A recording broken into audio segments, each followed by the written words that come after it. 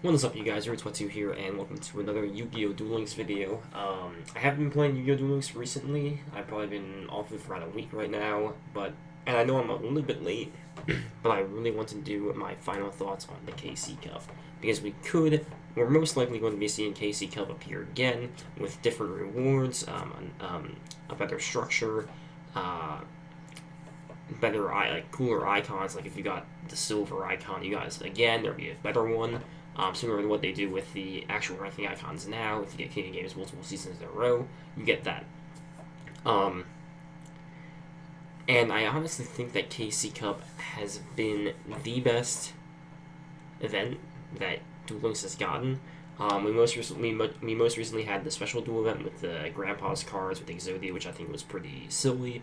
You just play beatdown anyway, because you can't reliably get Exodia. You either saw people play like mill decks to get rid of Exodia if you're going pure Exodia, people were getting salty about everything. One way to do is play regular decks and you could climb ranks anyway.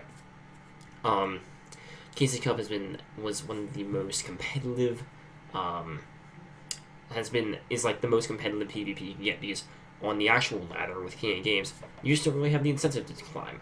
But yeah, this video is going to be about just my final thoughts on the KC Cup. So where did I go? I ended around about 3 hours prior to the end of KC Cup. I only grinded for 8 hours. I was ranked 1,100 or 1,075 or something like that. And after those 3 hours, I was ranked like 1,700 because I didn't play, and people were climbing above me. I really wanted to reach the top of 1,000 because I really hated the fact that you got the bronze icon from being like 1,000 to 2,000, which is kind of silly. I think they should have done a better job of that. You really kind of punish the people who worked hard, and then you get fucked by either grinding. Grinding is just one thing. If you have more time on your hands and you can grind more, even if you have like a 51% win rate, you're gonna climb until you hit 10 star, because then you gain 100, lose 100, and you go on from there, and there's no more win streaks. But one of the best things about KC Cup was the competitive drive of the players. In regular ranked play, we really didn't see too many different decks. There was no meta diversity. There was no deck diversity at all. We really only saw Mako, Rex, Gravekeepers, and Relinquish had just come out with the Pegasus event. We saw pure Relinquish variants.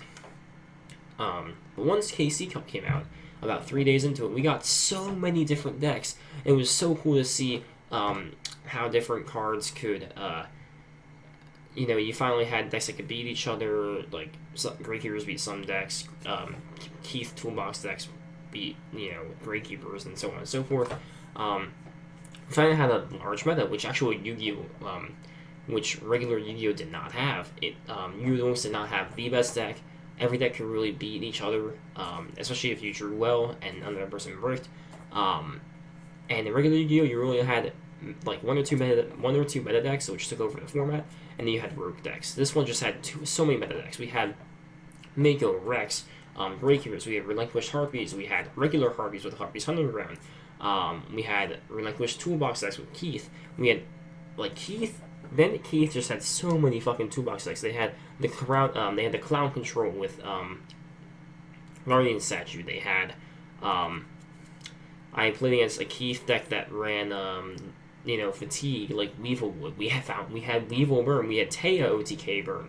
We had Keith with Age of the Creation of Venus, which is what I ran. The deck's actually gonna come up on the screen here. This is the deck that I ran.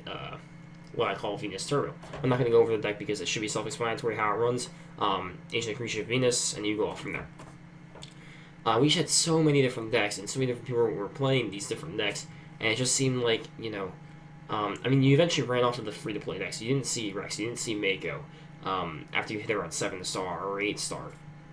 And you kept seeing these more pay-to-win decks, like Mirror Walls out the ass, you found Spirit Creepers out the ass, you found people who farmed through enemy controllers, which for some reason I could not get from Kaiba at all.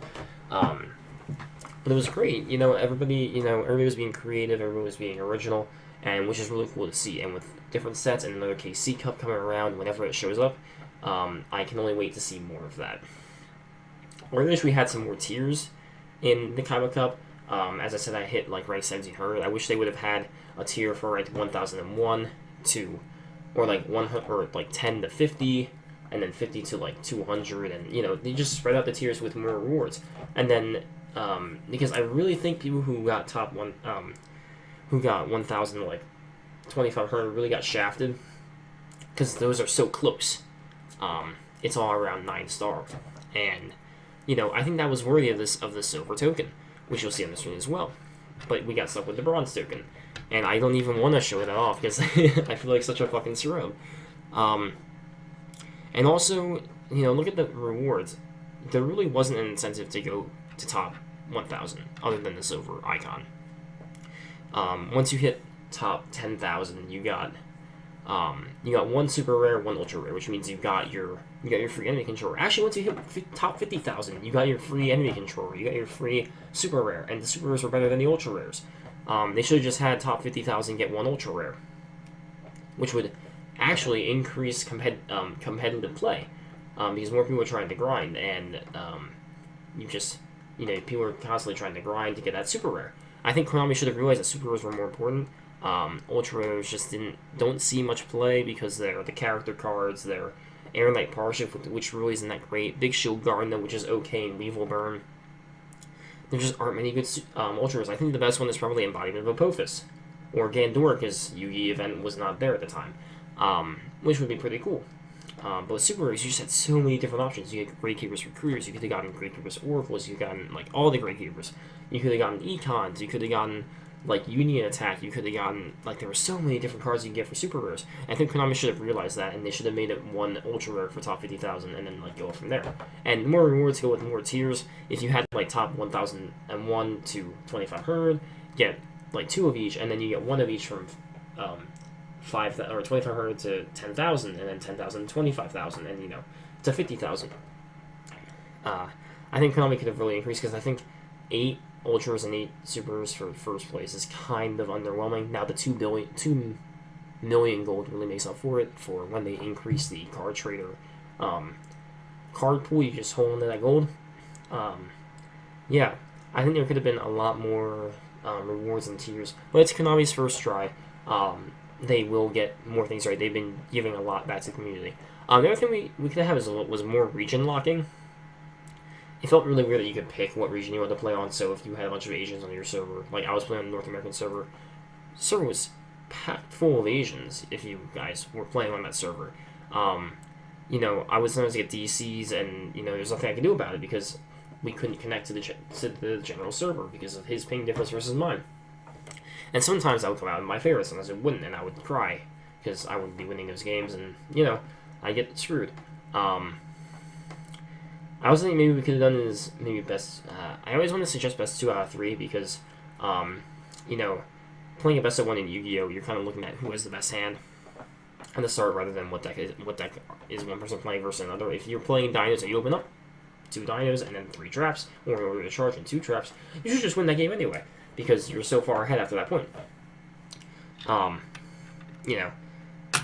Those are just my thoughts. Let me know what you guys think.